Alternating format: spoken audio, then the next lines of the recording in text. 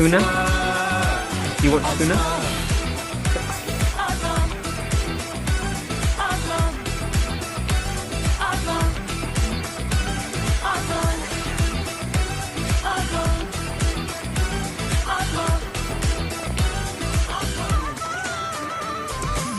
Elindeki kalbi tutamadın gitti.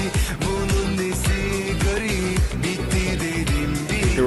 Ama şunu bil ki yine yanıma gelip söylediğin sözler bana biraz eski. Hani bir süre sonra her şey düzelirdi. Biraz nefes almak bize en güzeliydi. Güzelliğim ayrı, ardından nefesi bana yanlış yerlerinden atma, atma, atma, atma, atma, atma, atma, atma, atma. Atmam. Atmam.